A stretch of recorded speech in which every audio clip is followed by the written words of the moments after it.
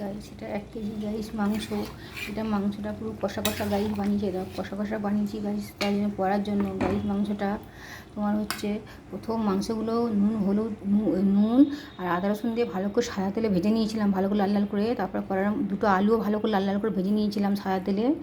তারপর কড়ার মধ্যে তোমার 4টে পেঁয়াজ, 2টো টমেটো, 50 কাজু বাদাম, 25 কিশমিশ, 25 গ্রাম হচ্ছে চাল মগজ, তারপর 50 গ্রাম কাঁচা লঙ্কা, 4টে শুকনো লঙ্কা আর টমেটো একটু আদা রসুন দিয়ে ভালো করে ফ্রাই করে ভেজে নিয়ে কড়ার মধ্যে সাদা তেল দিলাম। সাদা তেল দিয়ে গোটা জিরে, শুকনো লঙ্কা, তেজপাতা দিলাম, দিয়ে আর গোটা গরম মশলা দিয়ে ভালো করে ওই মশলাটা আবার ভালো করে কষিয়ে নিয়ে তার মধ্যে দেখো মাংসগুলো ভালো করে কষিয়ে নিয়ে সামান্য একটু ওই মিক্সি হওয়া জলটা আমি গাইস দিয়েছি, দিয়ে একটু ঘি দিয়েছি, গরম মশলা দিয়েছি, লাভিয়ে নিচ্ছি। তরকারিটা হয়ে গেছে গাইস। সাদা সাদা বাসন্তী পোলাও দিয়ে খাওয়ার জন্য খুব সুন্দর এটা খেতে লাগে, মানে হয়েছে খুব সুন্দর। তো গাইস তোমাদের ভালো লাগলে তোমার লাইক করবে, শেয়ার করবে।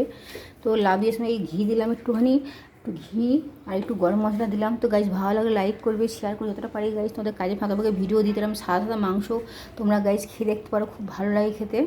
তো ভালো লাগলে লাইক করে বেশি করে গাইস শেয়ার করবে।